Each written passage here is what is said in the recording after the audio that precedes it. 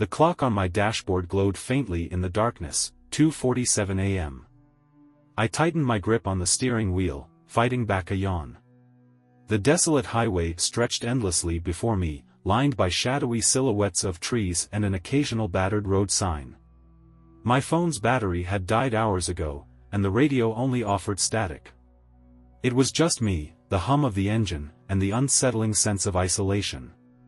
When the flicker of a neon sign pierced through the gloom, I felt an odd mixture of relief and suspicion. Glenwood Gas and Mart, it read, though half the letters were either broken or dim. The faint glow of a bulb over the pumps revealed cracked asphalt and old, rusted gas dispensers. Against my better judgment, I turned in. The place looked abandoned, the kind of spot you'd expect to see in a low-budget horror film. Still, the low gas gauge on my dashboard forced practicality over paranoia. Better to refuel here than risk running dry in the middle of nowhere. I stepped out into the cool night air, the faint scent of oil and mildew heavy in my nostrils. The surrounding forest was unnervingly quiet, as if even the crickets had decided this wasn't a safe place to be. As I reached for the pump, I noticed the nozzle was missing. Great, I muttered under my breath, my voice swallowed by the oppressive silence. I turned toward the store, its dirty windows glowing faintly.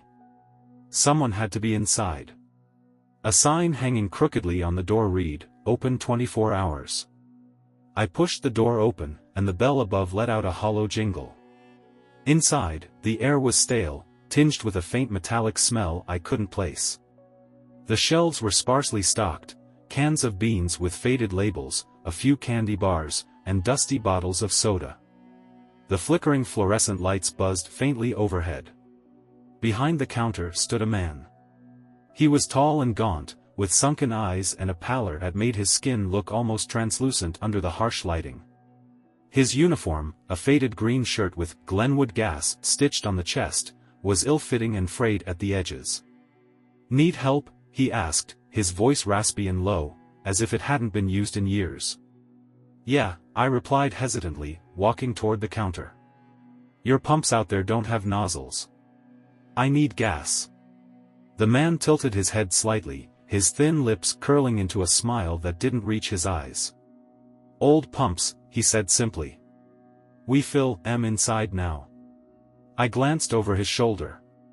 There was no visible equipment behind the counter, no register or monitor for transactions. Just a doorway leading into the shadows. "How much you need?" he asked, pulling a small, dusty notebook from beneath the counter. $40 should do it," I said, fishing a couple of 20s from my wallet. He didn't seem to notice as I handed him the cash, his gaze was fixed on something just past my shoulder.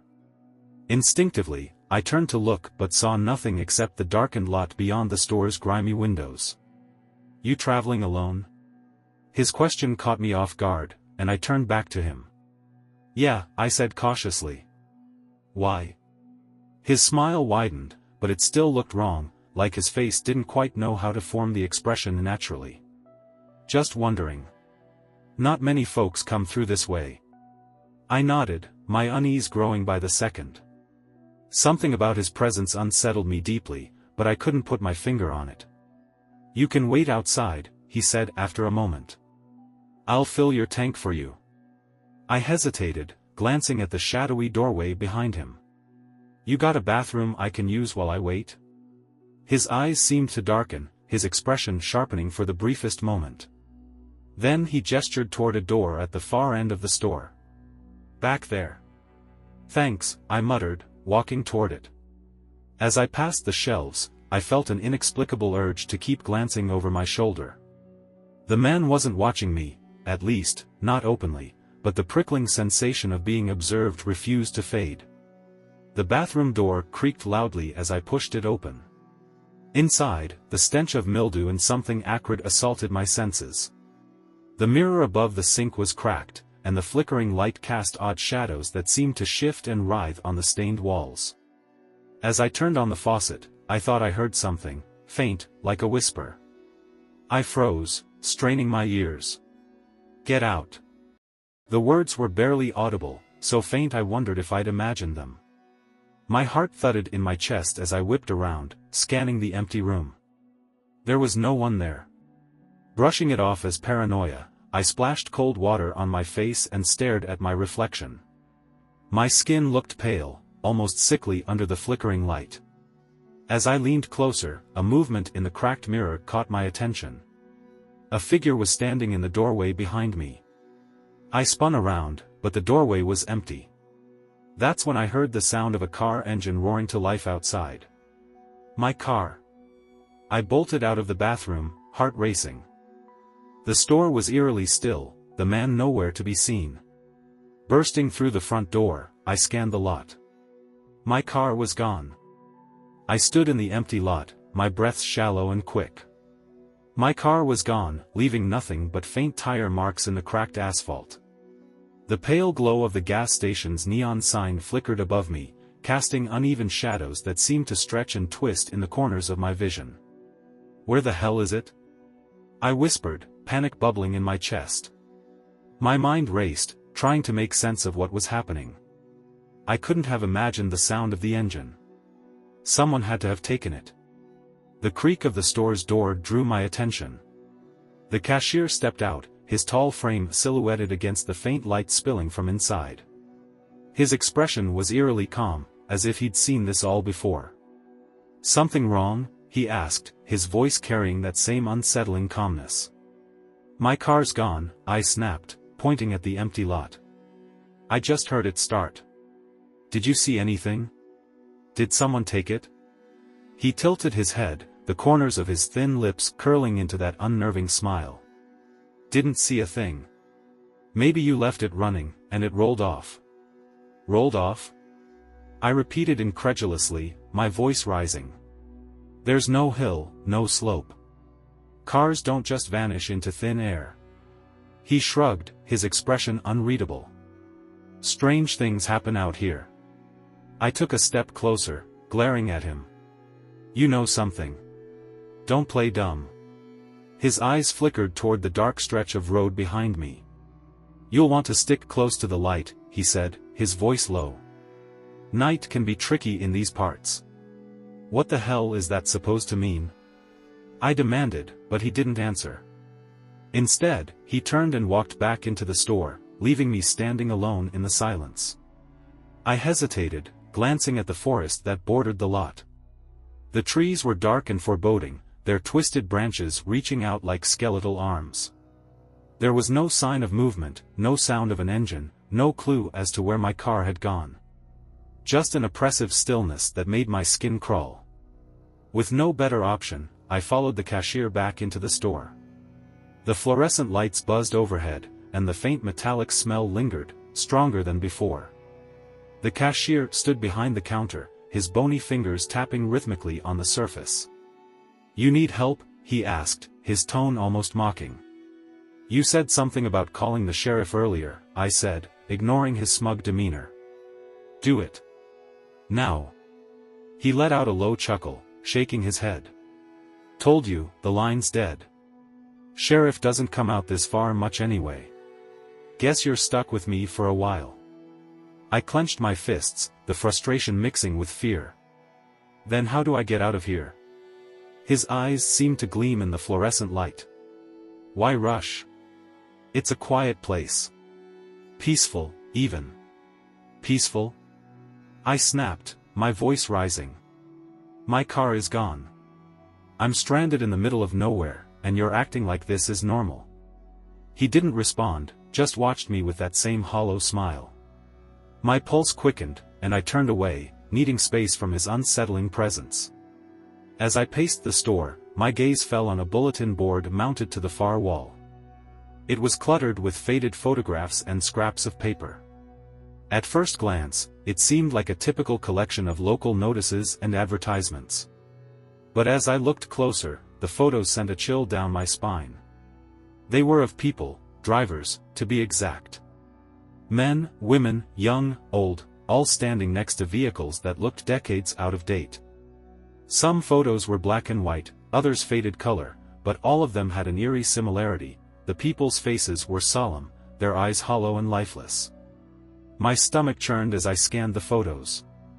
My hand froze when I spotted one in particular, a gaunt man with sunken eyes, standing next to an old gas pump. His uniform was unmistakable, a faded green shirt with "Glenwood Gas" stitched on the chest. It was the cashier. A cold sweat broke out on my forehead as I took a step back, my breath catching in my throat. I turned toward the counter, but the man wasn't there. The store was empty. "Need help?" The voice came from directly behind me. I spun around, nearly knocking over a rack of candy bars. The cashier was standing just a few feet away, his smile wider than ever. What is this?" I stammered, pointing at the bulletin board. "Why is your picture up there?" He didn't answer, but his smile never faltered. "You've been here before, haven't you?" he asked, his tone calm and unervingly casual. "What the hell are you talking about?" I demanded, backing away from him. "I've never been here before in my life."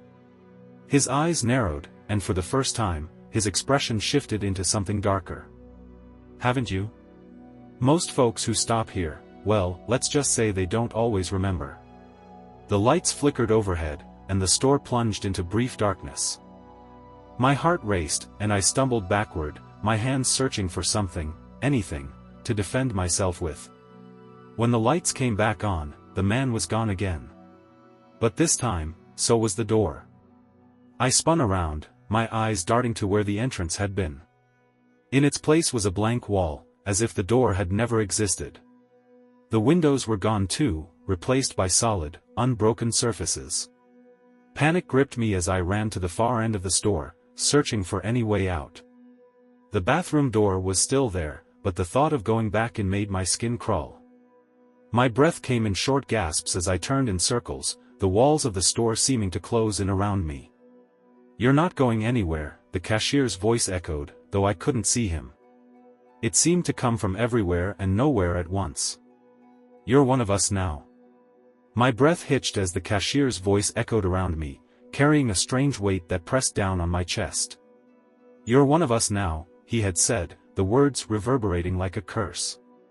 The store was impossibly quiet, the buzzing of the lights replaced by an oppressive silence. "Hello?" I shouted, my voice cracking. "Where are you?" "What do you mean, one of us?" No reply. I stumbled toward the bulletin board, the faded photographs of drivers staring back at me with their lifeless gazes.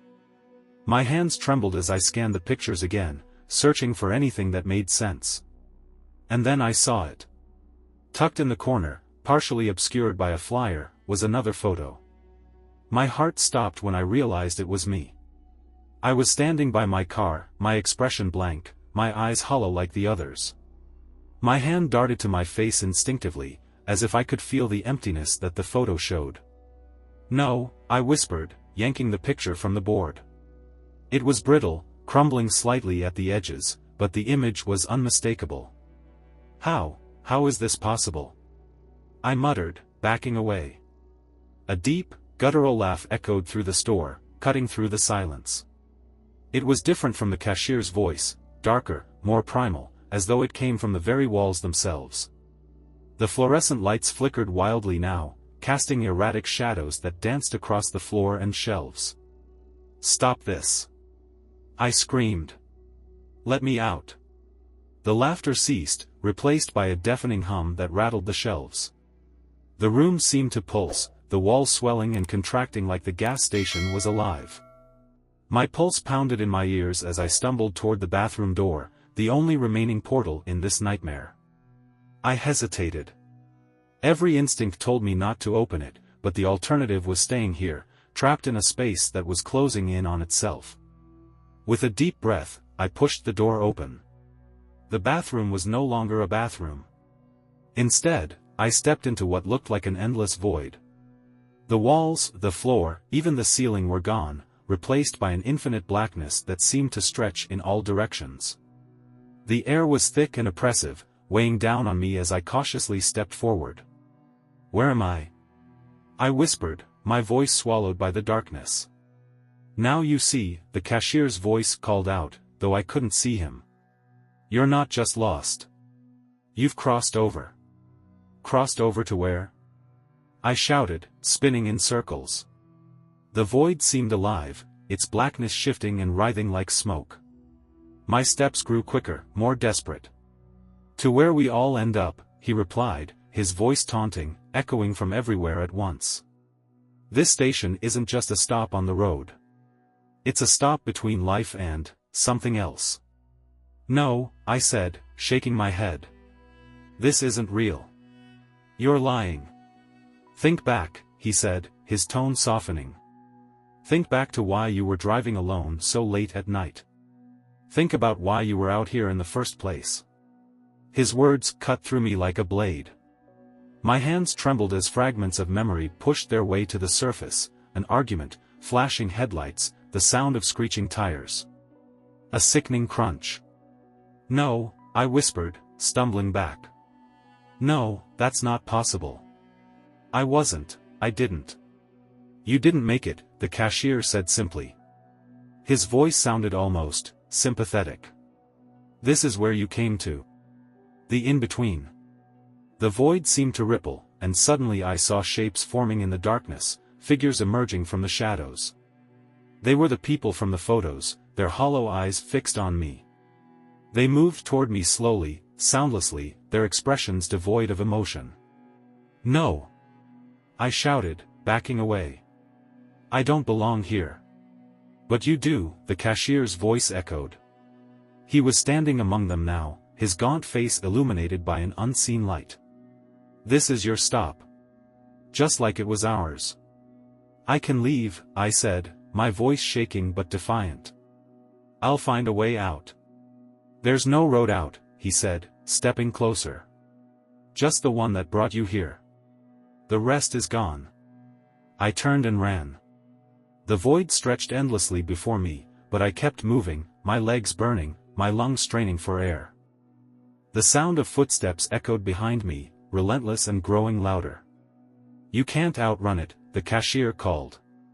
His voice was calm, certain. "You can't escape what's already happened." I ignored him, pushing myself harder. The darkness seemed to warp around me, closing in. My vision blurred, and for a moment, I thought I could see the faint glimmer of a road ahead. Hope flared in my chest. I surged forward, reaching for it. And then I fell. The sensation of falling was endless, like I had plunged into a bottomless pit. The darkness swallowed me whole, pulling me deeper and deeper until I thought I would dissolve into it. Then, just as suddenly as it began, the fall stopped. I hit the ground hard, the impact knocking the air from my lungs. For a moment, I lay still, dazed and disoriented. The oppressive darkness had lifted, replaced by a dim, hazy light that bathed everything in an eerie, washed-out glow. Slowly, I sat up, wincing as a sharp pain shot through my ribs. The world around me was unrecognizable, a vast, desolate expanse stretching as far as the eye could see. The ground beneath me was cracked and dry, like the floor of a drained lake, and the air was heavy with the scent of dust and decay. Ahead of me, the faint outline of a structure emerged through the haze. As I squinted, my heart sank. It was the gas station. "No," I muttered, staggering to my feet. "No, this can't be real." But there it was, the same flickering neon sign, the same decrepit pumps, the same looming shadows of the forest just beyond. It was like I'd been pulled back to where I started, trapped in some cruel loop. The sound of shuffling footsteps behind me made my blood run cold. I turned sharply, my eyes scanning the barren landscape. The figures were back, the people from the photos. They moved slowly, their hollow eyes fixed on me, their movements unervingly synchronized. I stumbled backward, my mind racing. "Stay away!" I shouted, my voice echoing in the stillness. They didn't stop. Panic surged through me as I turned and bolted toward the gas station, my heart pounding in my chest. The world seemed to tilt and shift around me as I ran, the landscape warping like a distorted reflection in a funhouse mirror. The closer I got, the more the station seemed to change. The walls pulsed and twisted, the lights flickering erratically. When I reached the door, I didn't hesitate. I shoved it open and slammed it shut behind me, bracing myself against the counter as I tried to catch my breath. The store was dimmer now, the buzzing of the fluorescent lights replaced by an unsettling, low hum. "You can't keep running," the cashier's voice said, startling me. I spun around to see him standing by the bulletin board, his pale face illuminated by the faint light. He looked almost mournful. "Why are you doing this to me?" I demanded, my voice shaking with anger and fear. "What do you want?" "It's not me," he said, his tone calm. "It's this place. It has a way of finding people who are lost. People like you." "I'm not lost," I snapped, though even as I said it, I could feel the lie burning in my throat. "Aren't you?" he asked, stepping closer. "Think about why you were on that road. Why you ended up here." His words struck a nerve, and flashes of memory came rushing back. The argument. The headlights. The screech of tires. The crushing weight of realization settled over me like a heavy blanket. I didn't. My voice faltered, the truth too terrible to speak aloud. The cashier nodded, his hollow eyes filled with a strange mix of pity and resignation. "This is where the lost come to reckon with themselves," he said. "You can't move on until you face it." I shook my head, backing away. "I don't belong here. I'm not like you." "You already are," he said softly. The hum grew louder, the walls of the store seeming to close in around us. The air grew thick, making it hard to breathe. The faces of the people from the photos appeared in the glass of the cooler doors, their eyes empty and accusing. "No," I said, my voice rising in desperation. "I can't stay here. There has to be a way out." The cashier tilted his head, his expression unreadable. "There is one way," he said. "But it's not easy." "Tell me," I demanded, my voice trembling. He stepped aside, revealing the bulletin board behind him. My photo was still there, but now, there was something written beneath it: "To leave, you must let go." "What does that mean?" My heart pounding. "You already know," he said. I stared at the words, my mind racing. The memories came flooding back in vivid detail, the argument with my wife, the way I'd stormed out, the blinding headlights as the oncoming truck swerved too late. The sickening crunch of metal and the weightless feeling as my car flipped over and over. I wasn't alive. I never made it off that highway. The truth hit me like a freight train, and I sank to my knees, tears streaming down my face. "I'm dead," I whispered. The cashier knelt beside me, his expression surprisingly gentle. "It's not the end," he said. "But you can't leave until you stop holding on to what's keeping you here." "What's keeping me here?" I asked, though deep down, I already knew. "Guilt," he said simply. "Regret. The belief that you can still fix what's already broken." I closed my eyes, the weight of his words settling over me. I thought of my wife, of the argument, of all the things I'd never be able to say or do. Letting go felt impossible, but so did staying here, trapped in this liminal space. "You have to decide," the cashier said, his voice fading as the world around me began to dissolve. "Let go, or stay." The void beckoned once more, its shadows curling around me like tendrils. My photo on the bulletin board began to fade, the edges curling and blackening. I took a deep breath and made my choice. The world around me seemed to shatter like glass, the fragmented pieces spiraling into the void. I was left floating in darkness, my heartbeat loud in my ears. The echoes of the cashier's words lingered, bouncing through the empty space: "Let go, or stay." I clung to the last remnants of what I knew, the warmth of my wife's smile, the sound of her voice during the argument. The memory cut deep, a wound that refused to close. How could I let go of her? Of us? The thought of moving on felt like a betrayal. Yet, something stirred within me, a quiet realization. Holding on hadn't brought me peace. It had only tethered me to this hollow existence, a cycle of denial and regret. I couldn't fix what had happened. But maybe, just maybe, I could make peace with it. The void began to shift.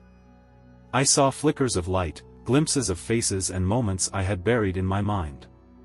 My wife laughing at something I'd said, the warmth of her hand in mine. These weren't just memories, they were reminders of what I had to cherish, even if I couldn't go back. "I'm sorry," I whispered into the void, the words trembling but resolute. "I'm so sorry." The void responded, not with words, but with a sense of weight lifting from my chest. The darkness began to recede, replaced by a warm, golden glow. The figures from the gas station appeared one by one, their expressions no longer hollow. They smiled faintly, their eyes filled with understanding. The cashier was among them, standing at the edge of the light. His face had softened, the sharpness of his features replaced by a calm serenity. "You've made your choice," he said, his voice no longer carrying the eerie undertone that had haunted me. "You're ready now. What happens next?" I asked, my voice steady for the first time. He gestured toward the light, his smile almost fatherly. "That's up to you. But you won't be alone." I turned toward the glow, its warmth enveloping me like a gentle embrace. As I stepped forward, the memories I had clung to began to fade, not as something lost, but as something released. Each step felt lighter, freer, as though I were shedding the chains of my regret. Behind me, the gas station dissolved into nothingness. The cashier and the figures faded into the glow, their forms merging with the light until they were no longer distinct. The voices of the past grew faint, replaced by a soothing silence that promised peace. I walked forward, leaving the shadows behind. The sun rose over the empty highway, casting long shadows across the asphalt. A car sped by, the driver glancing briefly at the crumbling remains of a gas station on the side of the road. The neon sign flickered faintly before going dark, its letters unreadable. Inside, a new photograph appeared on the bulletin board, pinned to the center. It showed the cashier standing beside a figure, me. Both of us were smiling, our faces serene. Below the photo, in faint writing, were the words, "Sometimes, the road takes you where you need to go." And then, as if the station itself were exhaling, the entire structure collapsed into dust, leaving nothing but an empty lot. The highway stretched on, endless and waiting, beneath the wide-open sky.